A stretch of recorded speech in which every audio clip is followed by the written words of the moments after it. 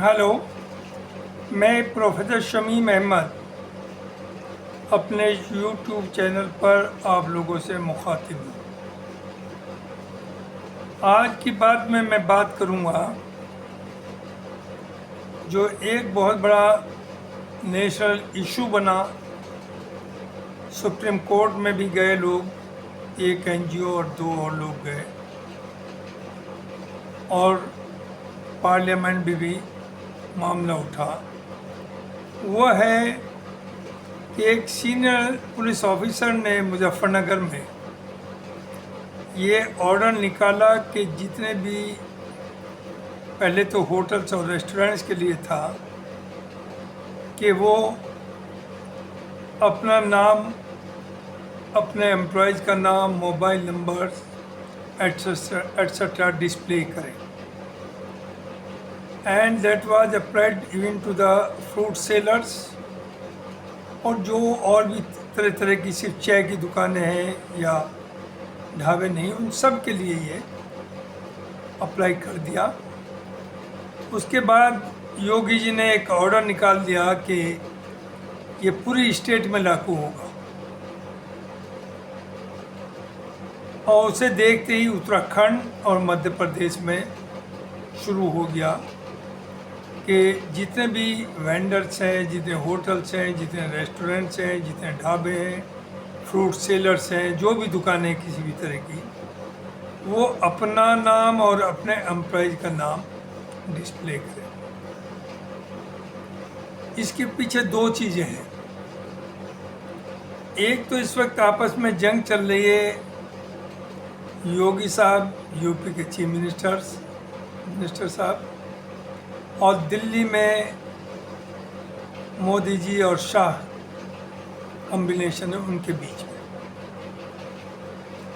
ये बहुत पहले से आ गया था, और एक सोच है कि ज़ाहिर है मोदी जी चाहते हैं कि वो अपनी जगह पर अमित शाह को लाएं, प्राइम मिनिस्टर बनाएं, और योगी उनके रास्ते में आ रहे हैं, लिहाजा वो रास्ते से योगी को हटाना चाह रहे हैं किसी भी कीमत पर।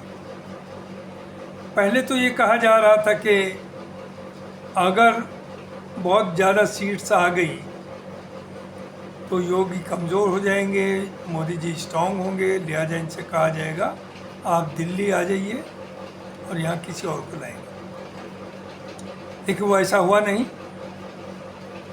तो जिम्मेदारी तो ज़ाहिर है इलेक्शन में जो परफॉर्मेंस यूपी में बुरी रही वो तो मोदी जी की है, चूँकि मोदी जी के नाम पर वोट मांगा गया, मोदी जी के नाम पर गारंटी दी गई, तो योगी का उसमें बहुत रोल नहीं है। और जितने भी लोगों को टिकट दिया वो भी योगी से पूछ करके नहीं दिया। तो as a matter of fact तो इसमें मोदी जी को पीछे हटना चाहिए था, उन्हें प्राइम मिनिस्टर बनने से मना कर देना चाहिए था। बहरहाल ऐसा नहीं हुआ। अब तभी से टसल चल रही है कि इन्हें कैसे हटाया जाए।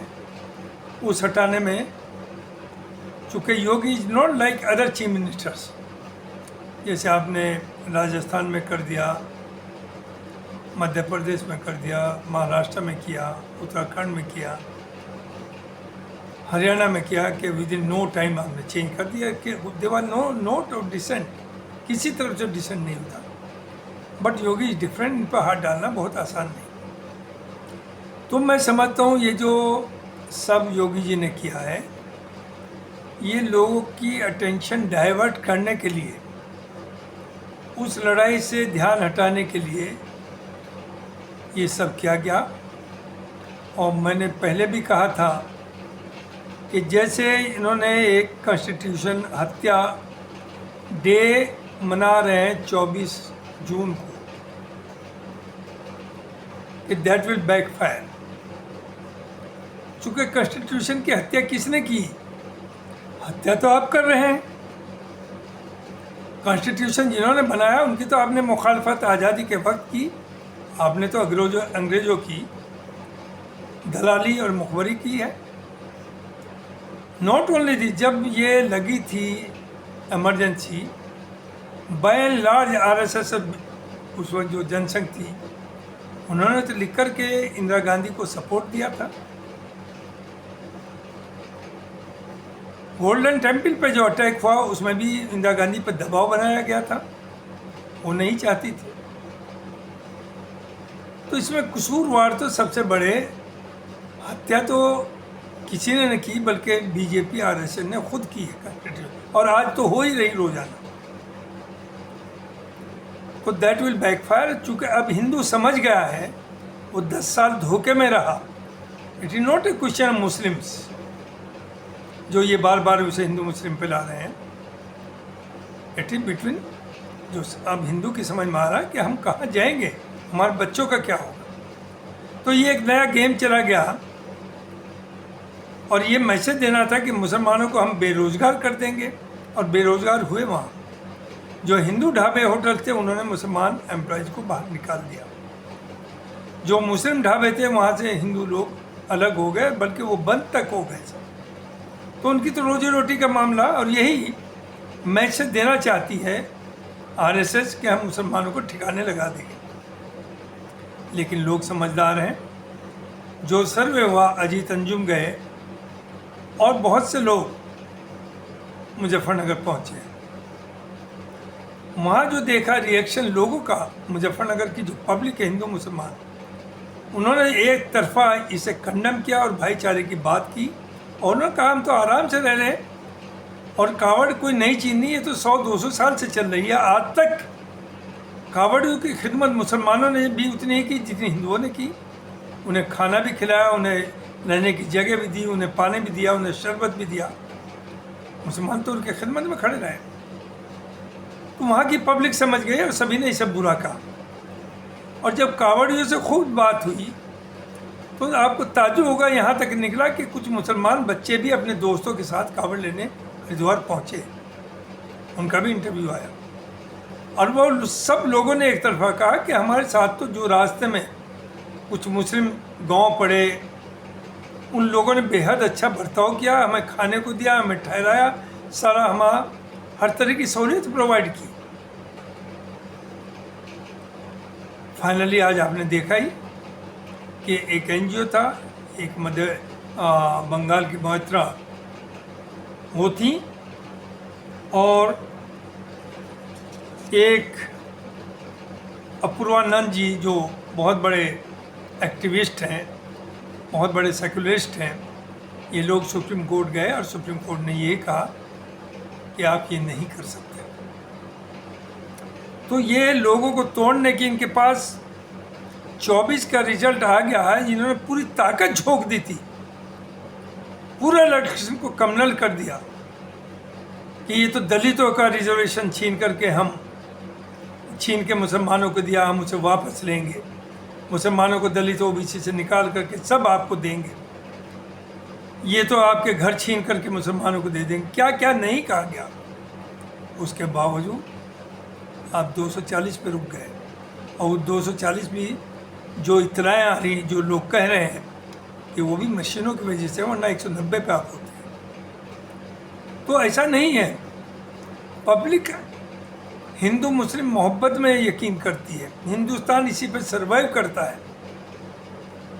ये हम भी समझते हैं कि कांवड़िए जब जिस रोड से जा रहे हैं, जिस रास्ते से, उस पर मीट या मछली या नॉन वेज नहीं बिकना चाहिए। और पहले भी यही होता था कि वो नहीं बेचते थे। लेकिन आपने एक नई प्रथा शुरू की कि अपना नाम लिखिए, अपने एम्प्लॉयज़ का नाम लिखिए। और ज़ाहिर है पुलिस वो गरीब लोग हैं, एक आदमी केला बेच रहा, आम बेच रहा, उसमें कौन सा नॉन वेज, क्या खतरा है? आपको ये मालूम है वो तोड़ करके कौन लाता है आम को? आम का बाग में पानी कौन दे रहा है? आम को कौन पैदा कर रहा है? लेकिन आपने ये सब कर दिया। क्या हुआ? मुंह की खानी पड़ी।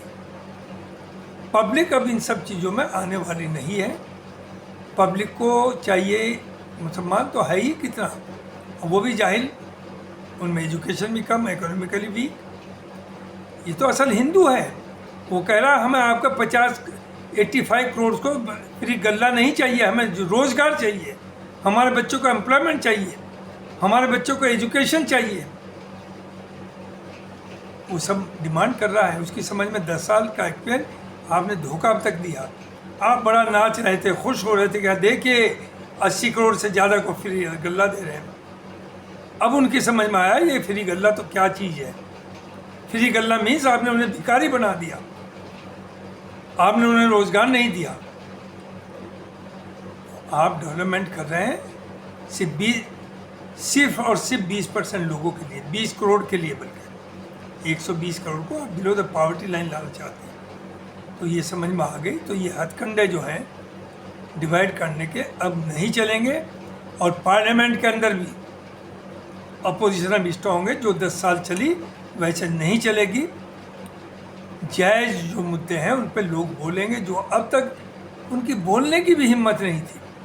और ये हिम्मत मैं समझता हूँ कलेक्टिव हिम्मत है, इंडिया गठबंधन की वजह है, जिसे राहुल गांधी ने ये हिम्मत दी, सब में उनकी दहशत को दूर किया, उन्हें मैं बोलने की हिम्मत दी। तो मुझे यही कहना है कि ये सब जो भी हुआ ये बहुत अनफॉर्चुनेट था। ऐसे ही आप देखिएगा कि 24 तारीख को जो आपने कॉन्स्टिट्यूशनल हत्या का दिन रखा है वो भी आप बैकफायर करेगा, और ये भी आपका बैकफायर कर गया। इससे आपका वोट नहीं बनने वाला 20 जून, और आपका ग्राफ गिर रहा है। और जो आज भी कहा है कुछ पॉलिटिशियंस ने कि ये हुकूमत शायद ही 5 साल चल पाए, चूँकि आपकी आदत तो मनमानी करने की है। अब अपोजिशन स्ट्रॉन्ग है, लोगों की समझ में आ रहा है, अब आप मनमानी नहीं कर सकते। यही मुझे कहना था कि चाहे वो अपोजिशन हो चाहे वो रूलिंग पार्टी हो, उन्हें पब्लिक की सुननी पड़ेगी। हाँ, नाजायज़ बात बिल्कुल ना सुनिए, दबाव में कभी ना आइए, लेकिन जायज़ बात को सुनिए और सही रास्ते पर चलाइए। हिंदुस्तान में भाईचारा रहे, यूनिटी इन डाइवर्सिटी, मोहब्बत प्यार से आप रहें और एक दूसरे का ख्याल रखें। यही बहुत बहुत शुक्रिया। Thank you very much.